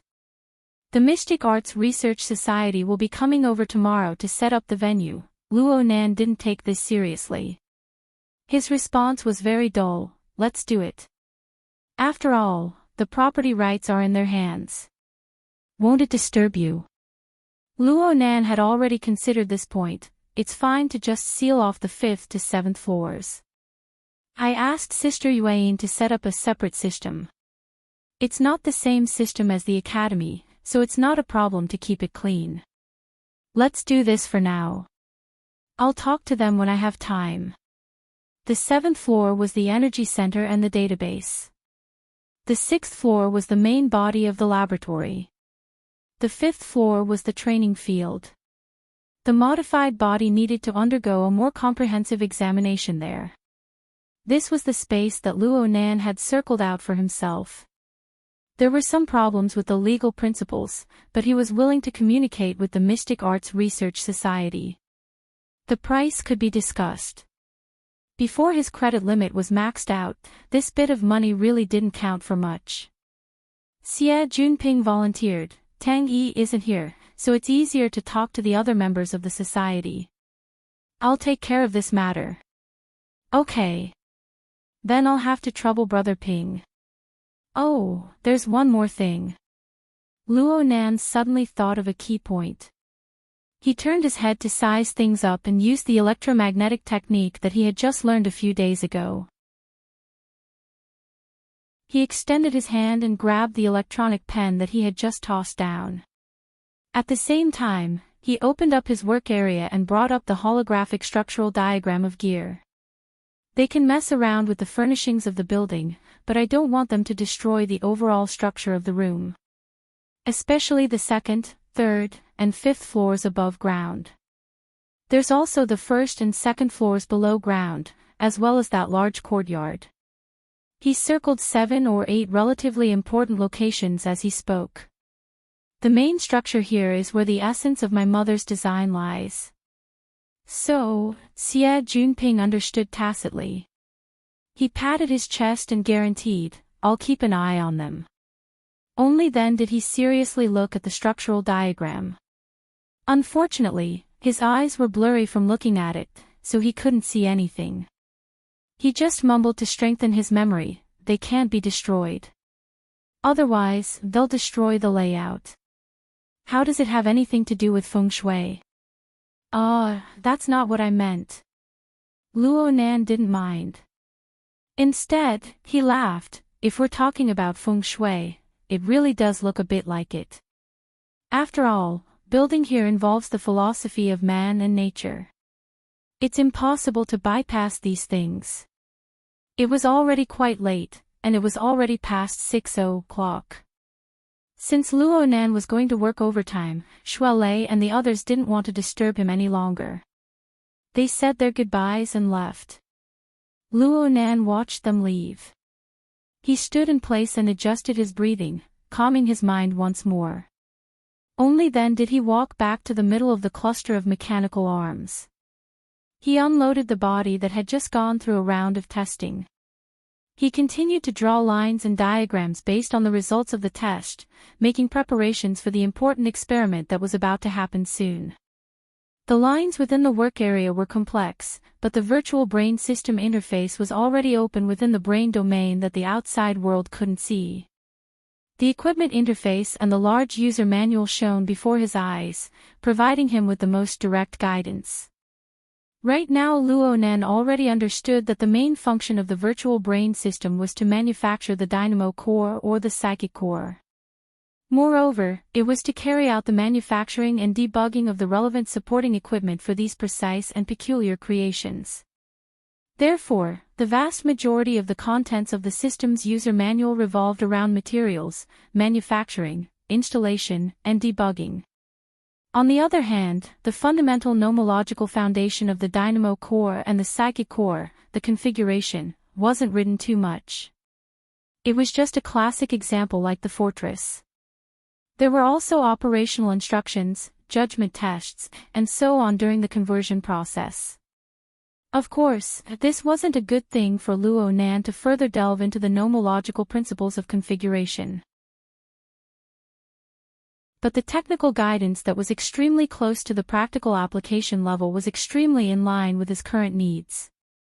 Especially since Luo Nan already possessed the psychic core of the external neuron.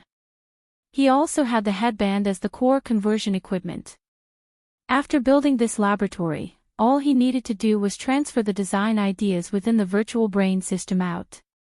He could compare and verify them one by one.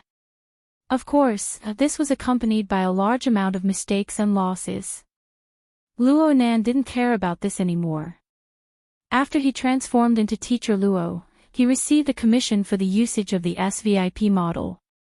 He also received a credit limit that rose with the tide.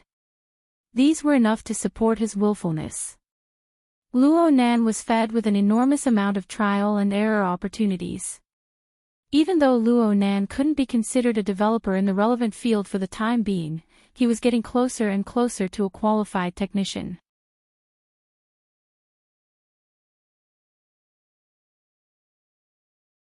The multifunctional robots shuttled back and forth between the laboratory and the even more spacious passageway area in front of it, categorizing and arranging his completed works one by one. They were of different sizes and covered a large area. When Luo Nan walked out of the jungle of mechanical arms, he saw the equipment area that took up 40 to 50 square meters. He sucked in a breath of cold air. Isn't there too much? I can't carry it all at once. Flag bearer, calculate the weight.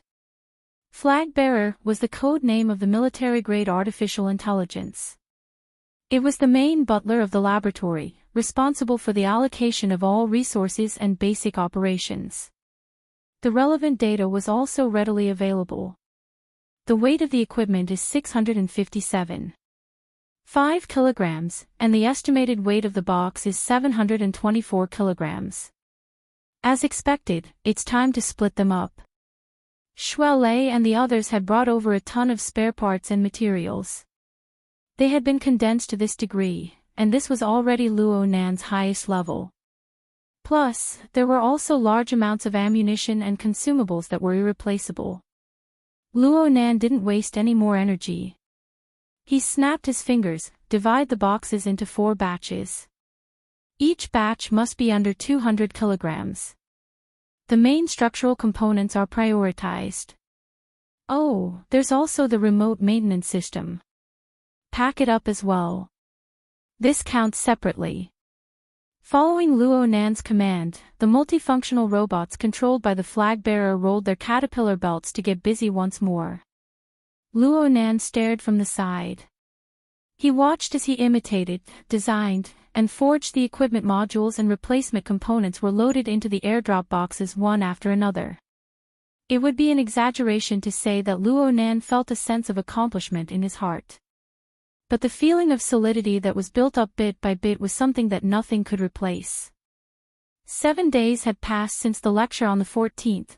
Luo Nan had been preparing at all times during these 7 days. He was going to carry out an assassination operation of the highest difficulty. He had personally set up a guillotine, forged shackles, sharpened blades, and increased his preparations bit by bit. All for the final instant when his hand rose and fell. The one he wanted to behead was undoubtedly Gong Qi. He was a spiritual type extraordinary who was currently tossing and turning in the cloud world anchored by his mother. He was one of the top 100 strongest people in the world. Though Luo Nan already had the departed soul of an extraordinary under his hands, he wouldn't overestimate himself because of this. After all, Her Majesty Empress Wu wouldn't take the lead again. She would first beat the enemy to a pulp, injuring his mind. He only had one chance to kill such a powerful enemy. If he missed this chance, the situation would slip to an uncontrollable level. He might even be killed instead. Luo Nan told himself to have patience and determination. He needed to constantly increase his bargaining chips. He also needed to think of ways to weaken Gong Qi's foundation by every possible means. From his perspective, the two were organically unified. In the end, his plan was inseparable from his own ability and the accumulation of bargaining chips. His accumulation wasn't limited to sparring with Ghost Eye. The packing of precision equipment was a large field of study. The complex environment he was about to face put extremely high demands on him. Luo Nan was quite at ease with Standard Bearer, a military-grade AI, doing the calculations. So he set everything aside for the time being. He walked to the living area in the corner of the laboratory and lay down on a single bed. He closed his eyes and adjusted his breathing. Luo Nan finally knew about the matter of Bro Octopus and He Yuan, as well as the matter of Luo Nan's security team drugging him. Luo Nan didn't care about the nature of the matter. What he cared about was the result. He saw that it was the drugging that helped him extricate himself from his extreme exhaustion. It allowed the scattered light of his high-tension state to gather once more. In the end, he realized a major breakthrough. He still couldn't enjoy it to this day. So Luo Nan began to adjust his state of mind and work and rest. He strived to take out a complete period of rest every day. After the lecture on the 14th, his skyrocketed reputation and enormous profit potential had truly diluted the negative effects of the 2000 incident. It gave him some leeway to buffer. Luo Nan meditated and visualized right now. Within the visualization space that seemed to be deep space, stars converged together. It was as if a person was dancing and dancing with joy. The structure of the character, I, was muddled within the visualization diagram of the star atlas. It formed a dense cluster of galaxies that spun in the void. It was as if it was the center of the universe. Luo Nan's consciousness also merged within, embedding itself in the most core position. It seemed to wander unhurriedly around, everywhere. Luo Nan gradually entered a wonderful state of meditative forgetfulness without thought or worry. It was already 8:00 in the morning by the time he woke up. 3 hours of high-quality rest had restored his physical strength and energy to full capacity. He passed through the jungle of robotic arms once more and arrived at a spacious and empty area. The modules, components, and ammunition consumables, along with the remote repair system that he had specially requested, were neatly stacked within the 6 airdrop crates. The crates were opened, awaiting Luo Nan's final inspection. Luo Nan checked the list seriously once to confirm that there were no mistakes. In the end, he stopped before the first airdrop crate that was scheduled to be delivered. The entire crate only had a single module installed. The overall outline was extremely close to a human torso. It was like an exoskeleton assembled armor. But Luo Nan knew very well that the interior of the armor had already been stuffed to the brim by the energy furnace and the transmission system. Even Jerry couldn't fit inside. Luo Nan extended his hand to caress the torso module. At the same time, a virtual window labeled Electromagnetic Vanguard 1 was projected onto his retina, conducting a final inspection. Of course, this module wasn't meant for human use. It wasn't a wearable device. It was a design that was completely different from the idea of exoskeleton armor. And the control terminal of this design came from the headband that Luo Nan wore. It was the God-binding headband that was displayed in the virtual brain system. Oh, I hope this toy can endure more tossing and turning. Even if it was only temporary, it couldn't be changed every day. In the end, his level as a designer wasn't high enough. Luo Nan sighed. He patted the outer armor of the module and stood up.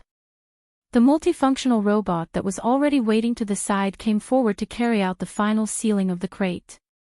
After everything was done, Luo Nan picked up one of the crates and gave it a feel. He nodded, there shouldn't be any problems. The 200-kilogram airdrop crate was only one size smaller than the crate that Shuelei and the others had brought over yesterday. The average person really wouldn't be able to lift it. For Luo Nan, who was already awakened, this bit of weight was nothing. But what he had to do next was far more difficult than lifting the crate by 100 times. Luo Nan took a deep breath and just sat cross-legged in front of the 6 airdrop crates. He extended his hand to support the first crate that was about to be delivered. His eyes were half closed, and the position of his mind rose in an instant. He suddenly passed through 30 meters of ground and crossed 1,000 meters in the air. A thought floated in the air above Xia City. It was the highest level of traffic. He looked down from high above and overlooked the enormous city within the thin morning mist. He could see tens of thousands of high-rise buildings distributed within a 200-kilometer radius. They formed the main structure of Xia City. 200 million residents lived within this steel jungle. They were like insects crawling within the branches and leaves of the vines. Together, they formed the entire ecology of Xia City. Expanding outwards, there was the boundless ocean to the east. The 4 satellite cities of Xia City were distributed in a ring in the north, south, and south directions. There was also a military defense line further out. The outermost area was close to 300 kilometers away from the center of Xia City. This was also the limit of the entire Xia City metropolitan area. If one looked further out, the open sea was not counted. The inland area was a vast plain and fertile land.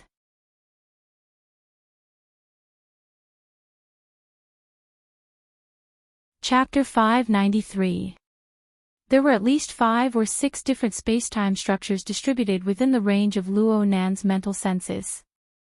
This included the Earth that bore and gave birth to Luo Nan. It even included the most grand universe that stretched out endlessly. It also included the mysterious cloud world. If one were to lower the standard even further, Xia City and its surrounding extraordinaries had their own unique laws and laws. Though they were not stable, Xia City and its surrounding extraordinaries had their own unique laws and laws. Of course, this also included Luo Nan, who was the origin of the large coordinate system that continued to spread out. There were also 2 other relatively unique existences. One was the psychic wave network that covered Xia City and its surroundings. Some of its tentacles extended to the entire world. This network had been operated by President Ouyang for many years. Even though it was mostly used as a communication network, when it formally interfered with the material plane, its laws were strict and strict. It was a body of its own, not inferior to any extraordinary domain.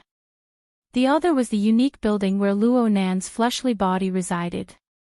It was gear. From Luo Nan's perspective, there was a domain quietly taking form with gear as its axis. It used a single gear to drive a myriad of orders. From near to far, from real to virtual, it combed and operated the chaotic and disorderly energy and information between heaven and earth. It coupled and organized, gathering astonishing energy in silence. It projected a long chain that anchored the distant spacetime, erecting a bridge that linked the two worlds. Such spacetime laws were in no way inferior to those of the extraordinary domain. They even surpassed them in terms of level and scope. This was his mother's work. It was indeed like a feng shui layout, but it was also a domain that possessed its own laws. It was a grand extraordinary configuration. At this very moment, Luo Nan was using the laws of gear to do something that even extraordinaries would find hard to do. He roughly observed the surrounding environment and confirmed that there were already extraordinaries overflowing in Xia City. For the time being, there weren't any major powers paying attention to him. After the cage theory came out, contact is invasion became a hot phrase in the inner world. There were even people from the Ability User Society who jointly proposed to enact a Privacy Act. The content was probably to restrict the willful casting of psychic ability users' senses and so on. Let's not talk about whether or not this purely eye-catching act had any meaning. The mental senses and lock-ons of extraordinaries were much more cautious and conservative than usual in this sensitive period. Especially for Luo Nan.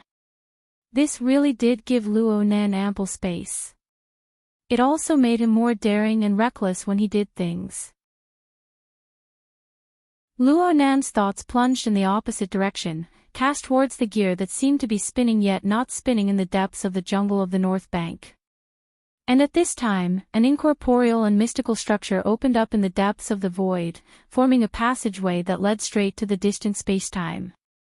The passageway pulled Luo Nan's thoughts over, and in the blink of an eye, an unstoppable gale and cloud assaulted his face. In a certain sense, the cloud world was simply Luo Nan's own back garden. If those two unwelcome guests weren't here, then it would be even more deserving of its reputation. The thought that Luo Nan projected was like a kite fluttering leisurely in the air. It made a turn within the turbulent clouds. It was just a turn, but the environment of the void where it was located was painted with other colors. Clouds surged high up in the sky at this moment, clearly reflecting the image of a jungle and the buildings hidden within.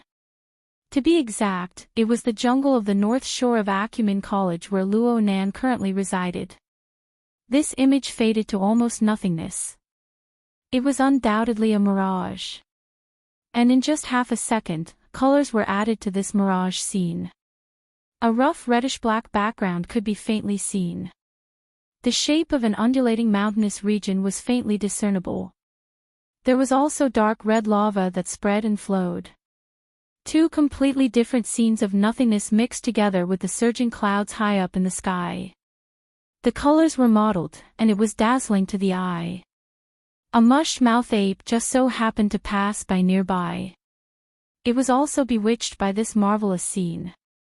It bared its teeth and rushed over, seeming to want to touch this marvelous scene. Luo Nan's hand, which was supporting the airdrop box in the underground 6th floor of gear, didn't move at all. He just slightly tightened his brows. The word "I" that was resplendent with starlight within his visualized space seemed to truly come alive. It folded its hands, bent its knees, and spun and danced. The myriad stars that converged to form the word "I" blended into one entity, and they each formed their own star orbits. They drew a boundless star atlas in the deep void. Luo Nan's soul strength, which he had accumulated explosively over the past few days, circulated and transformed within this star atlas. It naturally converged and fused, condensing into an indistinct and immeasurable point at the very center of the star atlas. It became the sole origin of the vast coordinate system, and it couldn't be moved. When this coordinate system took form, Luo Nan's mind, the laboratory he resided in, the cloud world of another spacetime continuum, and even the rough and gloomy nameless mountainous region clearly rang with a muffled roar of thunder. When the sound of thunder crushed down, gear, the cloud world, and the nameless mountainous region. These three spacetime structures had always operated according to their own laws and rules. They froze in an instant. It was only for an instant. Perhaps it was 1,000th of a second, or even a 10,000th of a second. Then they recovered their fixed operating trajectories. But in that instant of freezing, the airdrop box that Luo Nan's hand pressed down on became the only moving object. This so-called movement was not the ordinary form of sliding, dropping, or flying. In that instant, the light and shadow of its body warped. It was like a mirage, and it suddenly disappeared. The two intersecting scenes of the mirage and the cloud world disappeared as well. So much so that the mush-mouthed ape could only stare blankly at the thick layer of clouds that hadn't changed for many years after charging over. Luo Nan's eyes were still half closed, but his mind was a thread ahead of time. He set off from the origin and drew a long, perfectly straight line. He imprinted a point on the large coordinate system. The coordinates of that point was his designated destination. The line was flat and straight. It didn't bend in the slightest. But in this moment, the airdrop box that crossed space drew an indescribably complex trajectory in the dark and unfathomable void. It pierced through the barrier of space and time twice in succession. Only then did its short and gorgeous journey come to an end. It truly possessed powerful kinetic energy. It carried the whooshing sound of the wind as it descended diagonally to the ground from a height of several dozen meters in midair. The air it pierced through already carried the fishy smell of rotten eggs. This was the result of the long years of accumulation of sulfides and halide gases that were spewed out by the intense volcanic activity. The airdrop box's journey was nearing its end. All that remained was time for the show of universal gravitation. Luo Nan's eyelids blinked, but they didn't completely open. In this moment, his originally vigorous and abundant soul strength was like the water of a lake that had its bottom completely ruptured. The water level dropped by more than half in an instant. The excessively terrifying output of soul strength caused his brain to experience a short period of dizziness. But he couldn't afford to rest. His consciousness locked tightly onto the falling airdrop box. He calculated its position and distance on the plane of his soul cloak. The airdrop box's shock absorber equipment automatically activated when it felt the movement of the box. It attempted to correct its posture and weaken the impact. But before these equipment could truly display their use, a figure leaped up from a certain fissure in the ground diagonally below. The figure rose into the air and firmly grabbed the falling airdrop box before landing on the ground with ease. Chapter 594. Though he was vexed, he still had to do the work that needed to be done. Luo Nan spent an entire morning to send 5 of the 6 airdrop boxes over. Actually, in terms of pure soul strength consumption and replenishment, it wasn't hard to replenish it under the effect of the closed system large production line, even though the consumption of soul strength was enormous. What was truly troublesome was the amount of energy consumed during this period of time. It was truly immeasurable. Luo Nan didn't dare to forcefully do this sort of thing. He did his best to follow his normal routine and eat the breakfast and lunch that Ruiwen sent over. He took a short nap before sending the last box of ammunition and consumables away. It was already 1:00 in the afternoon. Luo Nan only gasped for breath before opening up the electronic map.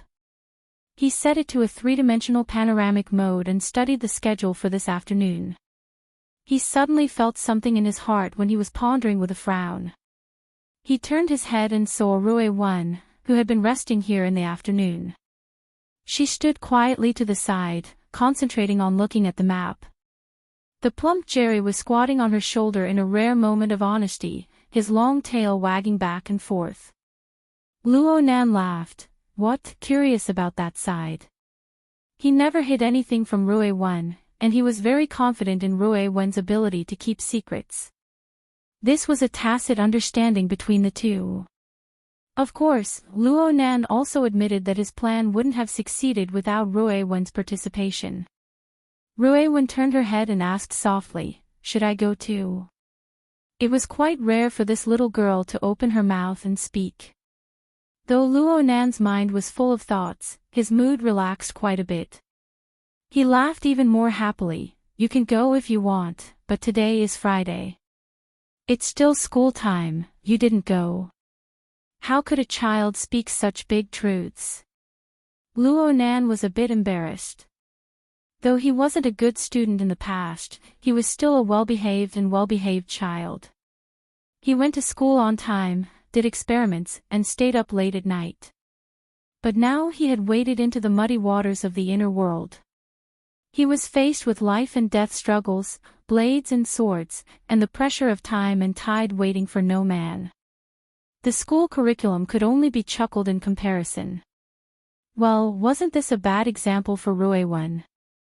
Luo Nan hadn't considered such matters before, but ever since he had that conversation with Amoya that night, a corresponding sense of responsibility had awakened. He felt a mountain of pressure for a time. Ruiwen. It's like this. We students need to study properly and make progress every day. This is a critical period, and I have no choice but to do this.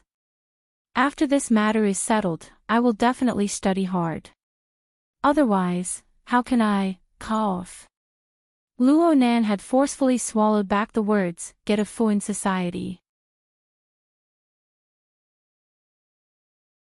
In terms of knowledge, in terms of learning, in terms of interpersonal relationships, the more we observe, the more we interact, the more we deal with.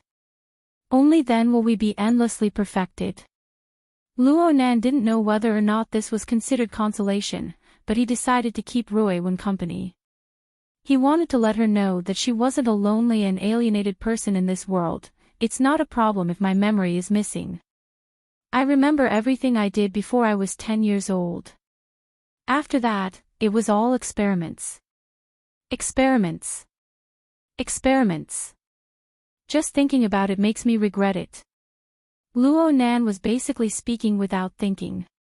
He was worried that he wouldn't be able to stop himself. He rushed to make a conclusion, so, we need to make up for our lessons right now. Not only do we need to make up for our lessons in knowledge, we also need to make up for our lessons in interpersonal relationships. It hasn't been long since you joined the class. You need to pay attention to building a good relationship with your classmates. Okay, it's fine to be an invisible person. But you need to pay attention to your observations. Skipping classes is also a type of experience, but it's still too radical. Ruiwen blinked her eyes. This small movement removed a bit of the oppressive feeling from her gaze. It gave her a bit of a cute flavor. Ruiwen had already begun to grow her hair out under the strong request of Mrs. Luo Shuqing and teacher Amoya. She had accumulated 2 months of sleep and had been styled by a famous designer.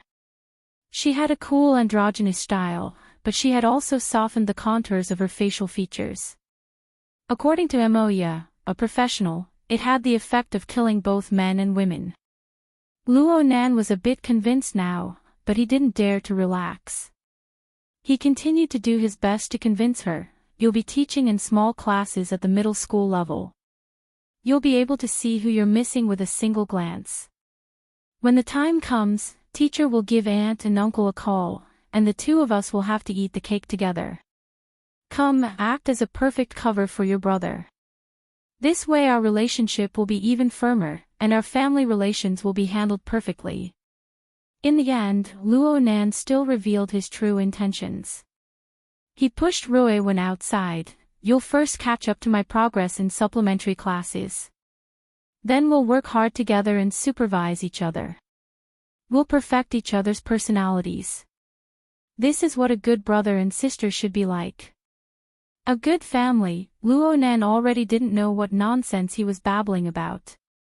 Luckily, Ruiwen was very obedient. She basically wouldn't refuse Luo Nan's arrangements. She was pushed into the elevator by Luo Nan just like that. Oh right. You don't need to deliver food tonight. I'm busy. Luo Nan finally let out a long breath as he watched Ruiwen ride the elevator up. He turned his head to look at the empty laboratory area. He still had a lingering fear. He made a firm resolution. He would definitely ask Yuan to help him find a senior psychologist to seriously solve the problem Ruiwen was currently facing. He did what he said. He deliberated over his words for a bit and left a message for Heir on the psychic wave network. She was probably still busy. She didn't immediately respond. Luo Nan didn't wait any longer. He composed himself and walked back to the laboratory area to deal with some loose ends. Everything was in order half an hour later. He followed his predetermined plan and walked to the lounge. He activated the completely sealed simulation chamber that he had specially purchased. Luo Nan was able to truly calm his mind within the tight and sealed environment of the chamber. His mind flowed along the soul cloak that practically surrounded the earth. He followed the predetermined coordinates to a reference object, and with a large leap, he arrived at an area 2,000 kilometers away. This was a dry cave located within a mountain. The temperature was maintained at around 40 degrees. It was originally just a relatively large rock crevice. Later, Mo Luan, who was stationed here, forcefully carved out a hidden space to serve as a forward operating base. Mo Luan sat cross-legged in a corner of the forward operating base right now. A maintenance robot was busy at work. The various module parts that had been sent over had already been assembled and replaced on the simple and crude workbench. The maintenance work had already been completed. Right now, only a few minor details were being handled. The electromagnetic Vanguard 1 was undoubtedly on the workbench. Its overall appearance was similar to that of the exoskeleton-clad military police. If a professional familiar with military equipment were to look at it, it would be very easy to discover that this was actually a standard NCOX-2 humanoid robot platform. This type of robot was actually quite rare in the military. Its practicality wasn't high, but it suited Luo Nan's needs very well. He borrowed the existing platform to carry out modifications and processing. After a few days of running in, the external appearance was more or less the same, but the most fundamental operating mechanism was already completely different. Luo Nan adjusted himself to the most comfortable position in the simulation chamber. Let's begin now. Let's strive for 2.5 days to build the foundation. Luo Nan's consciousness was transferred to the divine binding hoop through the virtual brain system. He issued a clear command. Core mode implantation. At the same time as Luo Nan issued the command, the wraith signs shuttling through the clouds froze in another part of space and time. It was as if the wraith sign had become a world of its own. The flowing bloody light and lava above the towering structure of the Blood Soul Temple flowed even faster.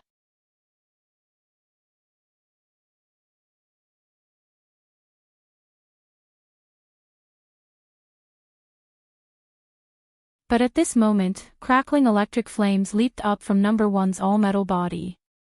The air hummed and vibrated, so much so that the surrounding bumpy rock strata trembled and cracked. A short hissing sound came from the scaled monster's throat. This fellow didn't even have time to spit out corrosive venom from its tongue before Number One's magnetic field suddenly expanded outwards.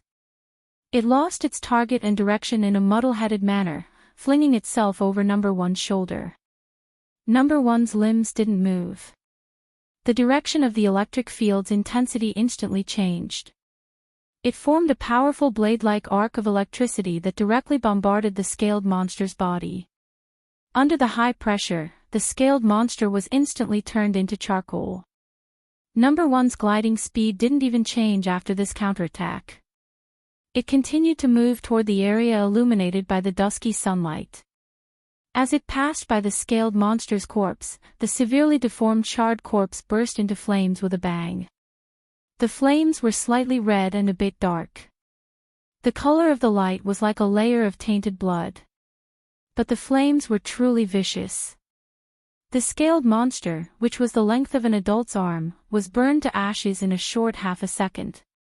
Only the flames that exploded at the last moment seemed to be affected by the electromagnetic field.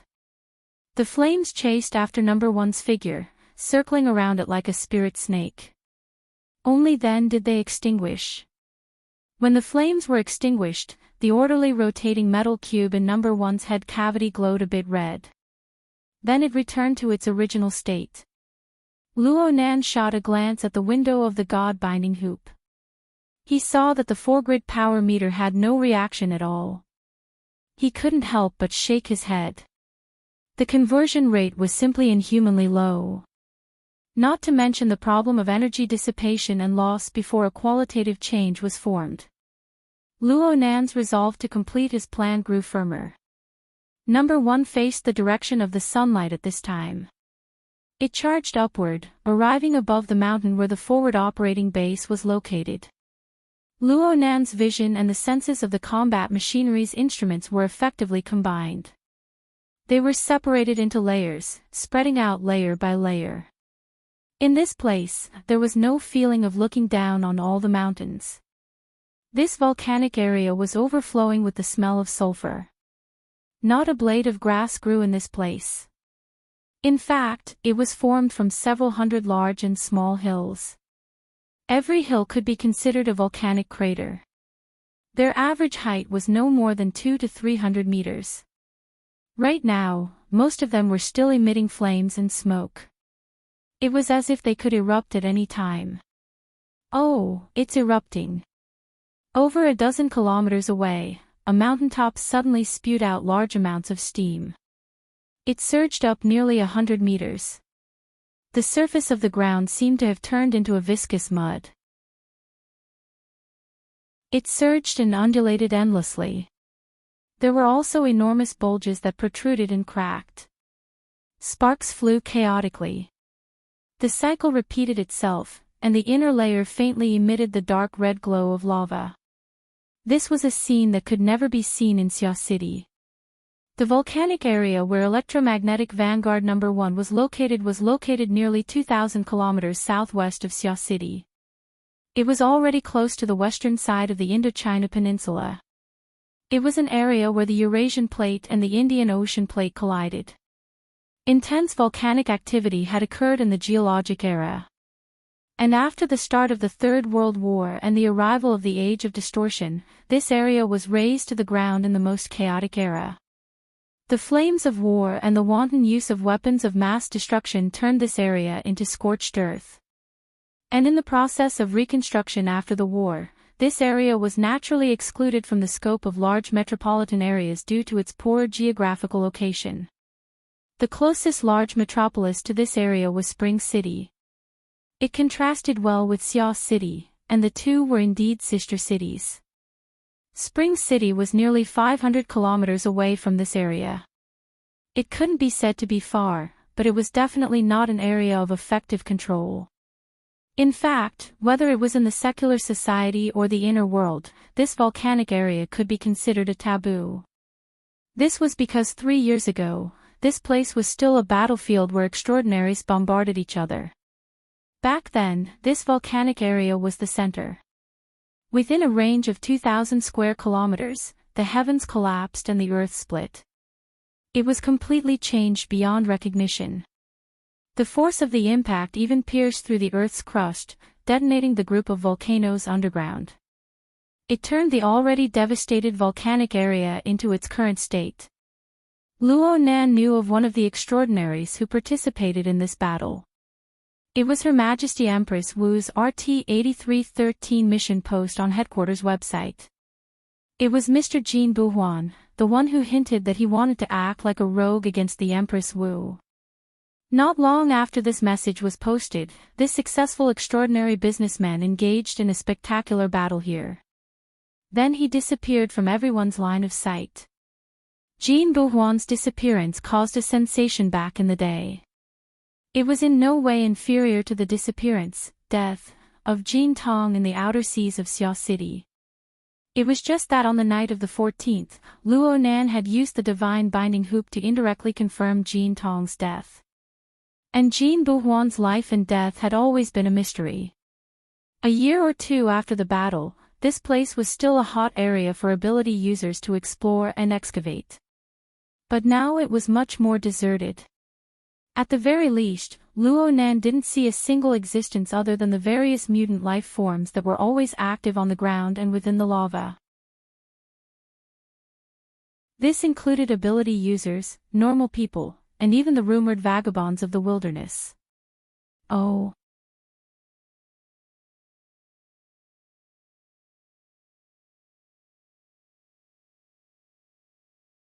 The exploded limbs and flesh were still in midair when they were scorched by the leaping electric fire.